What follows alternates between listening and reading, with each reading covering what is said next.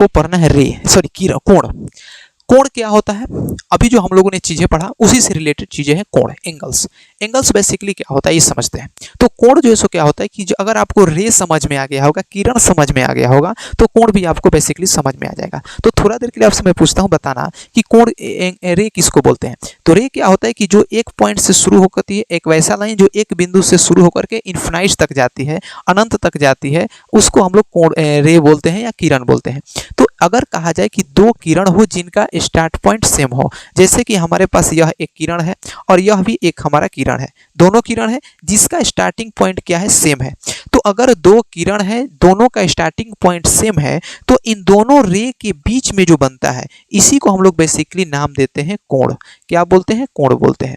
मतलब कि दो आर्म्स है, मतलब दो रे है, दो किरण है, दो किरण है, उन दोनों किरण का स्टार्टिंग पॉइंट या उद्गम स्थल जो है वो सेम है, तब उन दोनों रे के बीच में जो फिगर बनता है, कंस्ट्रक्शन बनता है, उसको हम लोग बेसिकली क्या कहते हैं, कोण के नाम से जानते हैं, एंगल के नाम से जानते हैं। आई बात समझ में। तो कोण का क्या स्थिति है, कोण कहते हैं किसको है, तो दो किरण या दो टू रेज जिनका स्टार्टिंग पॉइंट सेम हो, एक ही बिंदु से स्टार्ट होती हो, तो उन दोनों रे के बीच में जो कंस्ट्रक्शन बनता है, जो उन दोनों रे के बीच में फिगर बनता है, उसको जो है सो हम लोग किस नाम से जानते हैं, कोण के नाम से जानते हैं, या फिर से जो है सो एंगल के नाम से जाना जाता है। अब एंगल जो है सो कई तरीके के होते हैं, आगे हम लोग को पढ़ना है टाइप्स ऑफ एंगल। अब एंगल जो है सो कई तरह के होते हैं। सबसे पहला एंगल जो है सो हम लोग को पढ़ना है, वह पढ़ना है एक्यूट एंगल। कौन सा एंगल, एक्यूट एंगल बोलना है, या हिंदी में इसे बोला जाता है न्यून कोण बोला जाता है। क्या बोलते हैं, न्यून कोण। न्यून कोण क्या होता है, अच्छा एंगल्स का मेजरमेंट जैसे हम लोग यहाँ पे जो भी करेंगे डिग्री में करते हैं, रेडियन में भी करते हैं, और भी बहुत सारी चीजें होती हैं, लेकिन हम लोग जैसे बेसिकली डिग्री का ही यूज हम लोग करने वाले हैं। तो न्यून कोण क्या होता है, न्यून कोण एक्यूट एंगल क्या होता है। तो अगर किसी एंगल का मेजरमेंट 0 डिग्री से बड़ा हो लेकिन 90 डिग्री से क्या हो, छोटा हो। अगर कोई एंगल है जिसका मेजरमेंट जो है क्या हो, 0 डिग्री से बड़ा हो लेकिन 90 डिग्री से क्या हो, छोटा हो, ऐसे एंगल को, ऐसे कोण को जो है सो क्या कहा जाता है, न्यून कोण कहा जाता है, या एक्यूट एंगल कहा जाता है। ऐसा एंगल जिसका माप जो है सो 0 डिग्री से बड़ा होना चाहिए, 0 डिग्री जो है सो नहीं होना चाहिए, 0 डिग्री को एक्यूट एंगल नहीं बोलेंगे, 0 डिग्री से बड़ा होना चाहिए, लेकिन 90 डिग्री से छोटा होना चाहिए। 90 डिग्री को भी हम लोग एक्यूट एंगल के श्रेणी में नहीं रखते हैं, न्यून कोण के श्रेणी में नहीं रखते हैं। न्यून कोण का मतलब होता है कि छोटा, न्यून होना चाहिए, छोटा होना चाहिए, एक्यूट होना चाहिए, जो 0 डिग्री से बड़ा रहे और 90 डिग्री से क्या हो, छोटा हो। ऐसे कोण को, ऐसे एंगल्स को जो है सो हम लोग किस नाम से जानते हैं, एक्यूट एंगल या न्यून कोण के नाम से जाना जाता है। याद रहेगा न्यून कोण किसको कहते हैं, जिस एंगल का मेजरमेंट, जिस कोण का माप 0 डिग्री से बड़ा हो लेकिन 90 डिग्री से क्या हो, छोटा हो। 1 degree, 2 degree, 5 degree, 50 degree, 100 degree, 100 degree को न्यून कोण नहीं बोलते हैं, सिर्फ और सिर्फ 89 डिग्री तक को ही न्यून कोण बोल सकते हैं। 1 डिग्री से स्टार्ट होगा, 89 पर जाके खत्म होगा, 0 को भी नहीं बोलेंगे और 90 को भी नहीं बोलेंगे। ये बात समझ में। न्यून कोण के बाद एक चीज पढ़ने हैं जिसको हम लोग बोलते हैं राइट एंगल। क्या बोलते हैं, राइट एंगल बोलते हैं, या हिंदी में इसे बोला जाता है समकोण बोला जाता है। समकोण का मतलब क्या होता है कि अगर दो रे है, एक रे ई है और एक रे ई है, अगर दोनों रे के बीच में दोनों रे एक दूसरे पर परपेंडिकुलर हो, मतलब 90 डिग्री बनाती है, तब उसको क्या बोला जाता है, 90। मतलब एंगल जो है सो दोनों रे के बीच में कितने डिग्री का एंगल बनना चाहिए, 90 डिग्री का एंगल बनना चाहिए। और 90 डिग्री का एंगल तभी बनेगा जब दोनों एक दूसरे के रे के ऊपर एक दूसरे के परपेंडिकुलर हो, लंबवत हो, तभी उस स्थिति में जो है सो क्या हो सकता है, एंगल बन सकता है 90 डिग्री। तो याद रखना है कि अगर 0 डिग्री से बड़ा रहे, 90 डिग्री से छोटा रहे, ऐसे एंगल को, ऐसे कोण को हम लोग किस नाम से जानते हैं, न्यून कोण के नाम से जानते हैं। अगर एंगल बिल्कुल 90 डिग्री का बने, एक्यूरेट 90 डिग्री का बनता है, तब ऐसे कोण को जो है किस नाम से जाना जाता है, राइट एंगल के नाम से जाना जाता है, या फिर से जो है समकोण के नाम से जाना जाता है। तीसरा एंगल जो आता है जिसको हम लोग बोलते हैं ऑब्ट्यूज एंगल। कौन सा एंगल बोलते हैं, ऑब्ट्यूज एंगल बोलते हैं, या हिंदी में इसको बोला जाता है अधिक कोण। क्या बोलते हैं, अधिक कोण बोलते हैं। यह अधिक कोण क्या होता है कि यह 90 डिग्री से बड़ा होता है लेकिन 180 डिग्री से क्या होता है, छोटा होता है।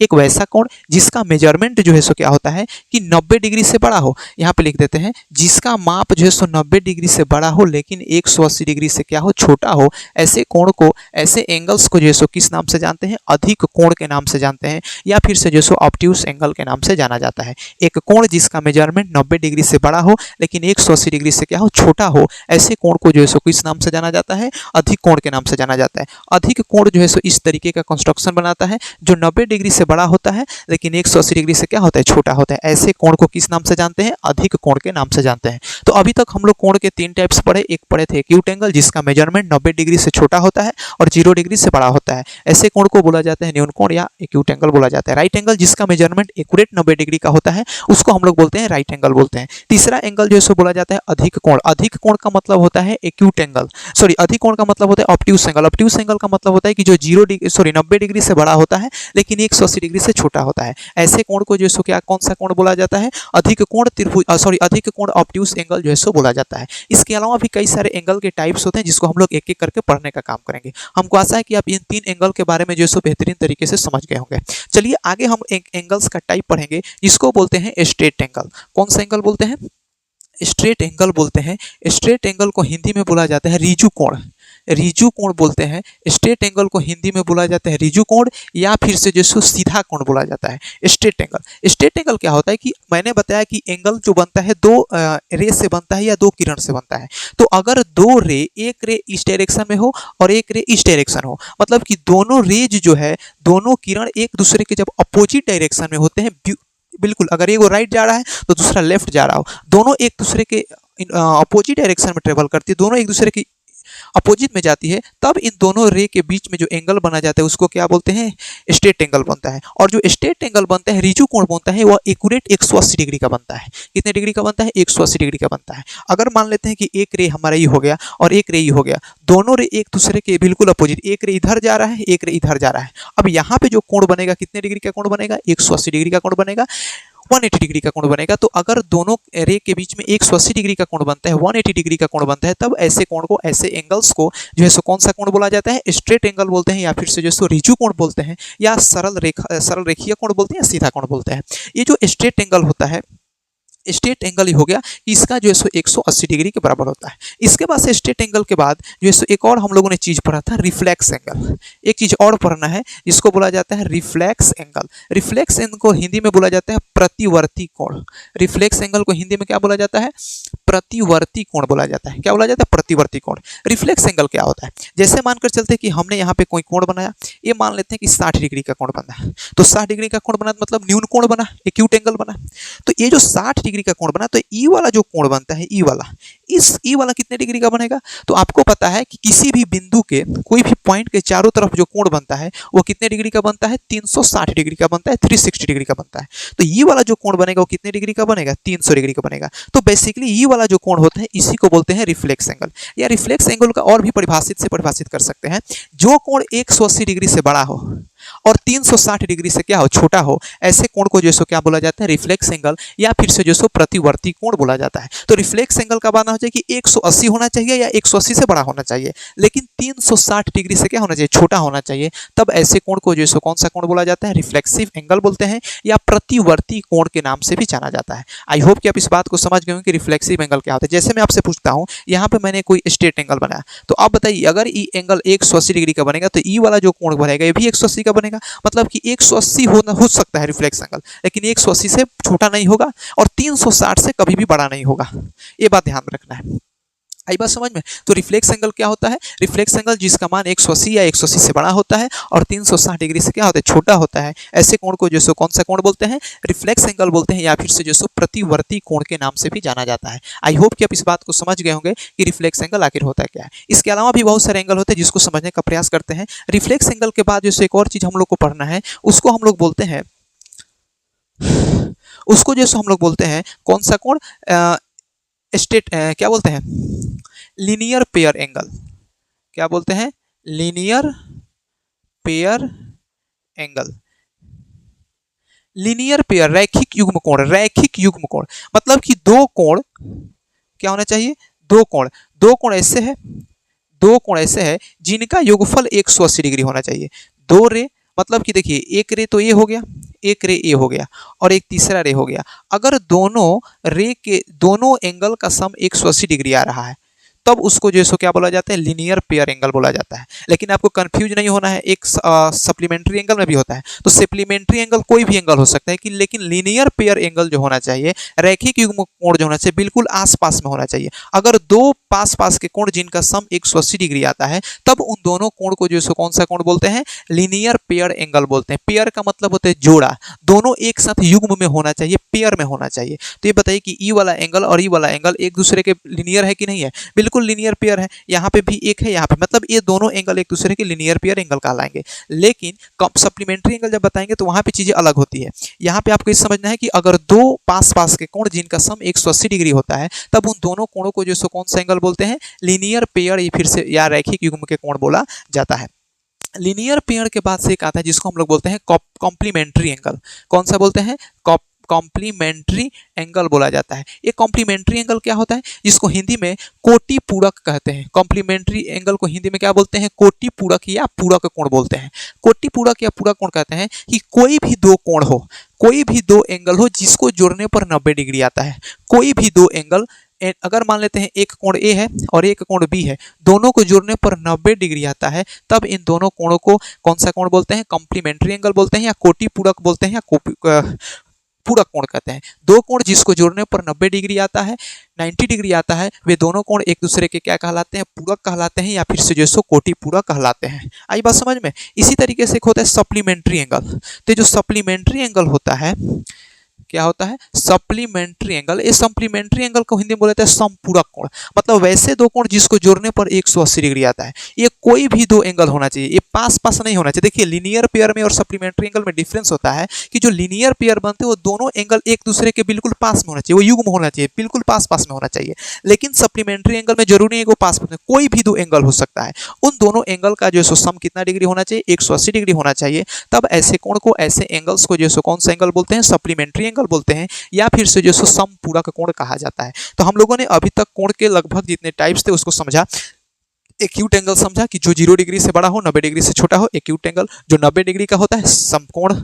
जो 90 से बड़ा, 180 से छोटा हो, उसको क्या बोलते हैं, ऑब्ट्यूस एंगल बोलते हैं। जो स्ट्रेट 180 का बनाता है, स्ट्रेट एंगल बनाता है। जो 180 हो या 180 से बड़ा हो लेकिन 360 से छोटा हो, ऐसे कोण को रिफ्लेक्स एंगल बोलते हैं, प्रतिवर्ती कोण बोलते हैं। उसके बाद से हम लोगों ने पढ़ा रैखिक युग्म कोण। दो स्ट्रेट एंगल जिनका सम जो है कितना आना चाहिए, दो लीनियर पेयर एंगल जिनका सम 180 डिग्री आना चाहिए, वे दोनों कोण एक दूसरे के क्या कहलाते हैं, लीनियर पेयर कहलाते हैं या रैखिक युग्म कहलाते हैं। दूसरा हम लोगों ने पढ़ा कॉम्प्लीमेंट्री एंगल। वैसे दो कोण जिसको जोड़ने पर 90 डिग्री आता है, वे दोनों एंगल एक दूसरे के क्या कहलाते हैं, कॉम्प्लीमेंट्री एंगल कहलाते हैं। जैसे अगर मैं पूछता हूं कि 20 डिग्री का कॉम्प्लीमेंट्री एंगल कितना होगा, तो 20 डिग्री का कॉम्प्लीमेंट्री एंगल निकालने के लिए क्या करेंगे कि 20 में कौन से एंगल को जोड़ेंगे कि 90 आ जाए। तो इसको क्या करेंगे कि 90 में से 20 को माइनस करा दो, कितना आ जाएगा, 70 आ जाएगा। तो 20 का कॉम्प्लीमेंट्री एंगल कितना हो जाएगा, 70 हो जाएगा। और 70 का कॉम्प्लीमेंट्री एंगल कितना हो जाएगा, 20 हो जाएगा। उसी तरीके से सप्लीमेंट्री एंगल मैंने पढ़ा था कि दो कोणों को जोड़ने पर 180 डिग्री आना चाहिए। कोई भी दो एंगल हो सकता है, उसको जोड़ने पर अगर 180 डिग्री आता है तो ये दोनों कोण एक दूसरे के सप्लीमेंट्री एंगल कहलाते हैं या एक दूसरे के समपूरक कोण कहलाते हैं। तो जैसे मान लेते हैं कि यहाँ पे कोई लेते हैं 20 डिग्री, तो 20 डिग्री में कौन सा एंगल जोड़ेंगे कि 180 डिग्री आएगा, तो ये हो जाएगा 160 डिग्री। तो 20 का सप्लीमेंट्री एंगल कितना हो जाएगा, 160 हो जाएगा। 160 का सप्लीमेंट्री कितना हो जाएगा, 120 हो जाएगा। आई बात समझ में। इसके आगे एक चीज और पढ़ना है जिसको हम लोग बोलते हैं एडजेसेंट एंगल बोलते हैं। कौन सा एंगल बोलते हैं, एडजेसेंट एंगल बोलते हैं। एडजेसेंट एंगल हिंदी में बोला जाता है आसन्न कोण। क्या बोलते हैं, आसन्न कोण बोलते हैं। ये आसन्न कोण क्या होता है, एडजेसेंट एंगल क्या होता है, यह भी एक प्रकार का लीनियर पेयर एंगल ही होता है, लेकिन थोड़ा सा डिफरेंस होता है। क्या होता है लीनियर पेयर एंगल, मैंने जैसे समझाया था कि अगर दो कोण है, दो कोण अगर मानकर चलिए कि दोनों कोण का उद्गम स्थान उनका जो कॉमन वर्टेक्स हो, इसको लीनियर पेयर एंगल को एडजेसेंट एंगल तब बोलते हैं जब उसमें एक कॉमन वर्टेक्स हो। मतलब कि जो दोनों एंगल हैं, एक अल्फा है और एक बीटा है, तो अल्फा और बीटा का जो स्टार्टिंग पॉइंट होना चाहिए, वर्टेक्स होना चाहिए, वो सेम होना चाहिए, एक ही बिंदु से दोनों स्टार्ट होना चाहिए, दोनों एंगल। दूसरा बात क्या है कि इस दोनों को मिलाने वाले साइड में एक जो है कॉमन आर्म्स होना चाहिए, एक जो है कॉमन साइड होना चाहिए।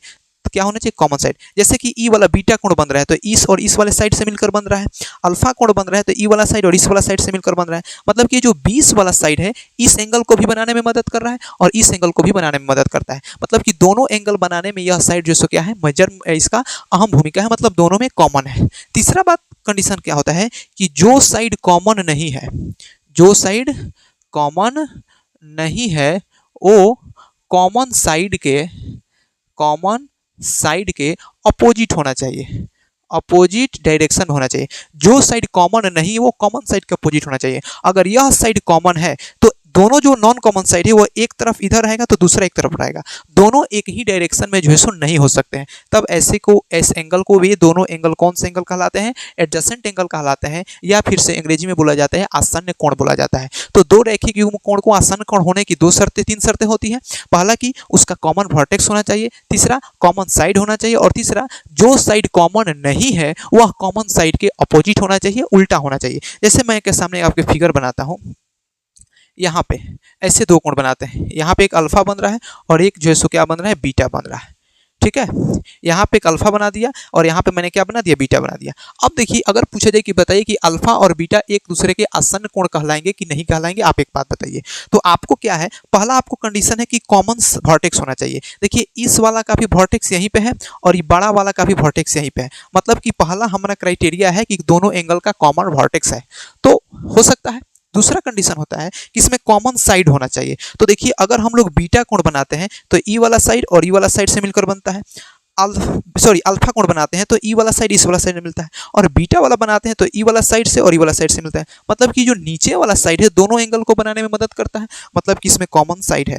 तीसरा कंडीशन होता है कि जो कॉमन साइड नहीं है कॉमन साइड के अपोजिट होना चाहिए। तो अगर बताइए कि ये वाला कॉमन साइड है तो जो नॉन कॉमन साइड है एगो इधर होना चाहिए तो दूसरा इधर होना चाहिए। लेकिन इस फिगर में क्या है कि दोनों साइड एक ही डायरेक्शन में, एगो यहाँ पे है तो एगो यहाँ पे है, इसलिए इस एंगल को एडजेसेंट एंगल या फिर से जो सो आसन्न कोण जो है सो नहीं बोल सकते हैं। आई बात समझ में? चलिए आगे इसके और भी देखने का काम करते हैं।